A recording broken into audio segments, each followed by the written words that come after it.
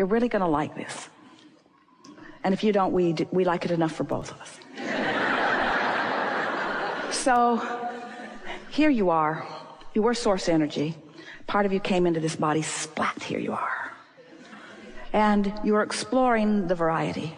And you're knowing what you don't want, seeing plenty of it, which causes you to know what you do want, seeing plenty of that too. So you're launching these rockets.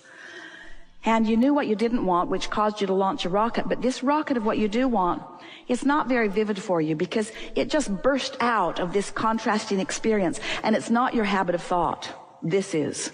Knowing what you don't want in this example is more your habit of thought. So this rocket came, but it's a freak. It was born out of the contrast. And as you launched it, we saw it coming. We rode it immediately and became vibrationally part of it and held the frequency of it for you, for when you catch up with it. Not just us, but all those like us. In other words, we're on that vibrational vortex. It's spinning. And immediately the cooperative components, because of law of attraction, began to come to it. And so the momentum got really going good. In fact, it got going so good that you couldn't stick with it. Not for very long. You launched it, but you haven't practiced it. So what are you left with? Oh, you gave birth to it, but you're not a vibrational match to it. So where does that leave you? It leaves you in emotional awareness of your separation from it. Well, big deal, Abraham. That's not too satisfying. So you're telling me I launched a desire and all I know now is that I'm not a match to the desire? Pretty much. But that's worth knowing everything, because if you know you launched it, if you know it's yours, if you know source energy is focused upon it, if you know source energy is holding the signal of it, then even though you're not a vibrational match to it right now, that doesn't matter, because you have plenty of time. It's not going anywhere. You now know that you've launched the rocket. And so now you say, all right, I'll focus upon the fact that it does exist, even though it hasn't evidenced itself. I'll accept that it's in my vortex, even though my point of attraction hasn't allowed me to realize it yet. I'll accept that I've done step 1 and that you're doing step 2, and I'll look forward to step 3. I'll accept all of that. I'm feeling a little better about it just thinking about that. Feeling better about not having the manifestation of it. In fact, maybe even feeling a little eager about it. So now you're talking in general enough terms that you are no longer a vibrational mismatch to it. You are, in general terms, matching it because you believe in law of attraction. You believe in your own worthiness. You believe in being human and launching the desire. And so now you somehow, some way, work yourself into vibrational alignment with it. In other words, you just stop doing the stuff that you've been doing that kept you from being there. You started focusing on laws and processes instead of evidence that was pointing out when you weren't doing it. You started focusing upon the laws and the processes that meant that maybe you could do it. And, all of a sudden, you click into place with it. You close the gap. You don't know really how you did it. You just monkeyed around with it until you managed it. But you came into alignment with it. And when you did, you felt relief. You felt relief as you released the resistance. And now you are a perfect vibrational match to your desire. Your grid and your desire equal one another. And now it cannot be any other way. It must reveal itself to you in full manifested form. And it does. And you say yes for a minute. Because in the moment that it manifests, you not only have the confirming knowledge that you have managed to find alignment with it, but you now have, we love you so much, another set of contrasting experiences, which are launching another rocket of desire to which you are not a vibrational match. But now you know what to do. This time it's not going to take you so long. This time you're not struggling so hard. So what if it hasn't manifested? It's coming. I know that I'm good at this. I can align. All I have to do is clear my mind and not focus upon the absence of it. Stop beating the drum of what I don't want relative to this. Stop keeping active the opposite of what it is and start thinking a little bit more about the presence of what it is. Or change the subject altogether and look at other things that feel good to me. And now somehow, some way, you don't really know exactly how you did it because you did it sort of gradually and incrementally. Maybe some someone else walked into your room, some teacher, somebody that's holding you as their object of attention, knowing that you can do something that you didn't know you can do, and suddenly you're in vibrational alignment with it. You don't really even know how you figured it out, but oh boy, did you feel the relief of it as you came into vibrational resonance with this new desire. And now you are your grid. You are in the perfect vibrational place of what's in your vortex. There's no vibrational separation between where you are and where it is, and it flows into your grid, and you feel the exhilaration of the relief of that, and then it manifests. And this time you say, I did that, I did that, I did that, I did that, and you're so happy for about that long. And as it manifested, now here you stand with it, the manifestation of it, evidence of your vibrational alignment, and we love you so much, another set of contrasting experiences that cause you to launch another rocket of desire. So after a while, you begin to recognize that you're not ever going to get it done. And then it starts taking the sting out of what's not done, because there's always going to be plenty that's not done. And instead of feeling bad about what's not done, you feel eager about what's becoming. And then you start putting your attention upon what really matters, which is how you feel. And then you start looking for relief. You start letting your cork float. You start deliberately raising your vibration.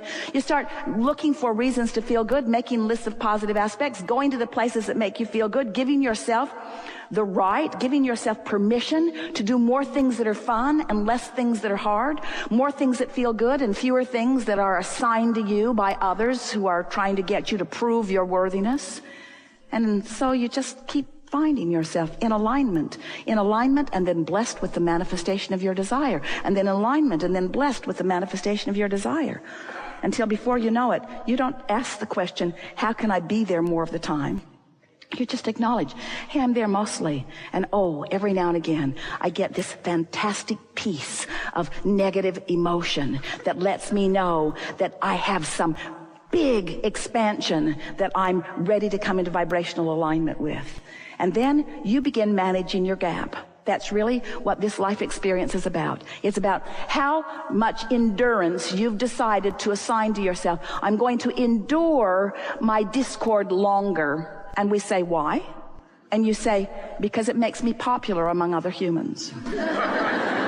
They seem to like my suffering. And we say, if we were standing in your physical shoes, we'd suffer if we couldn't figure out how to do anything otherwise. But we'd be figuring out pretty quick how to relieve ourselves of the suffering of our own negative attention toward things that are a vibrational mismatch to the whole that we have become. You are the creators of your reality, and you came forth into these magnificent bodies with clear intent. And you knew that you would be exploring the contrast, and you knew that the contrast would inspire you to new heights.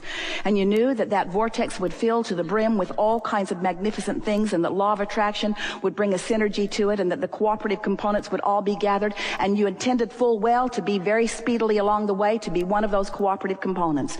And you knew that you would have guidance within you that would let you know how much cooperation you were giving to this cooperative vortex. You knew that your emotions would tell you where you are, and it was your full intention to follow the thoughts that felt the best, knowing that life would just keep causing and expanding you, and that the fun of life causing and expanding you is to consciously keep up with that expansion. To consciously keep up with your expansion.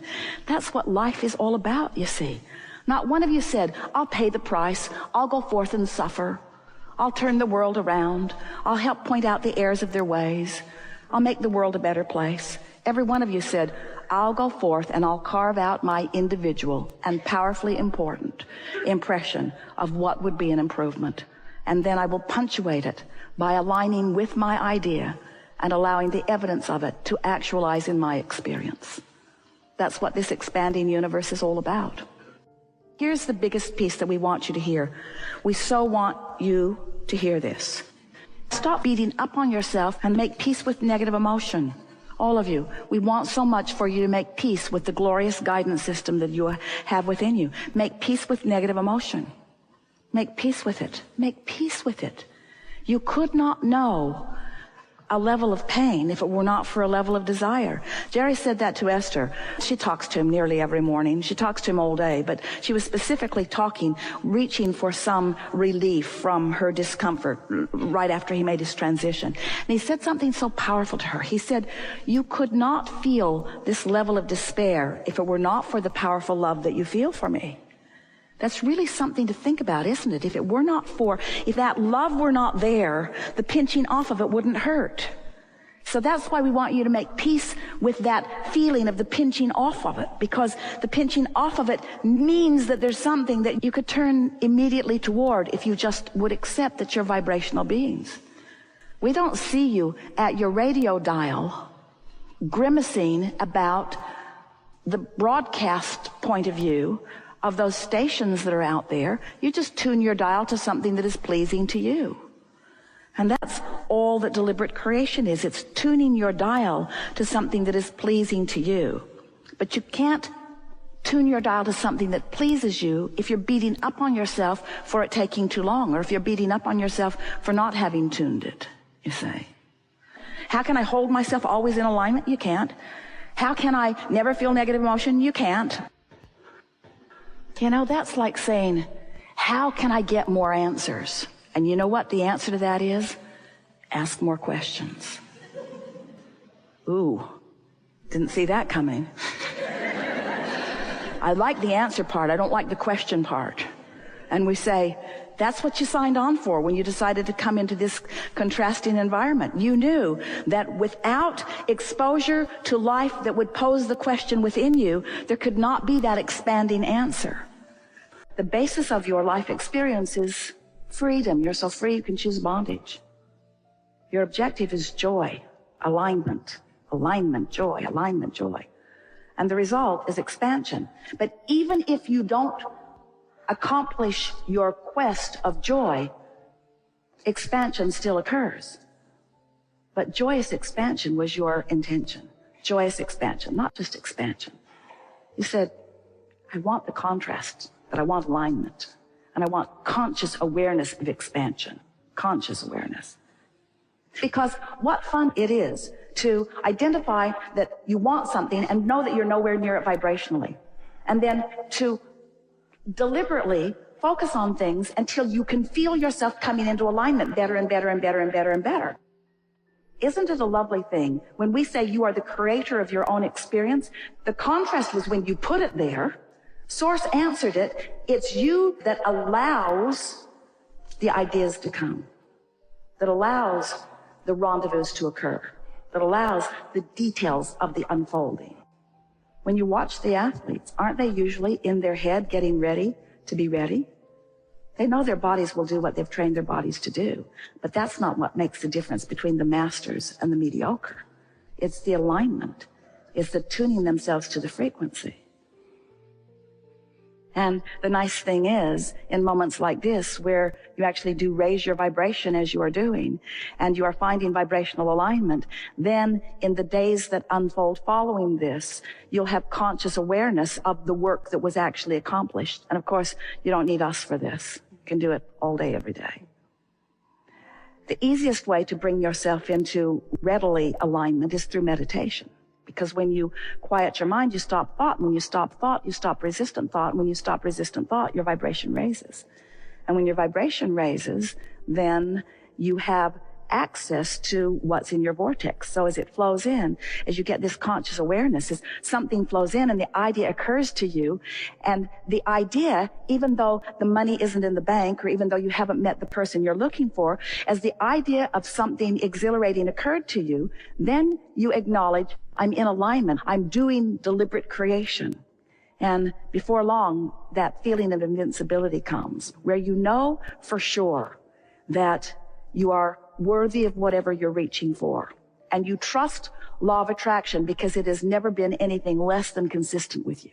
So then you begin to recognize that somehow you have accomplished a sort of vibrational state of being. And if you're feeling sad, other things that match that jump on the wheel with you. And if you're feeling exhilarated, other things that match that jump on the wheel with you. And your whole world reflects what you've got going on. You can control your own vibrational manifestation into your actualization. And then it is our absolute knowing that you will begin living your life precisely as you intended when you came forth into this physical experience.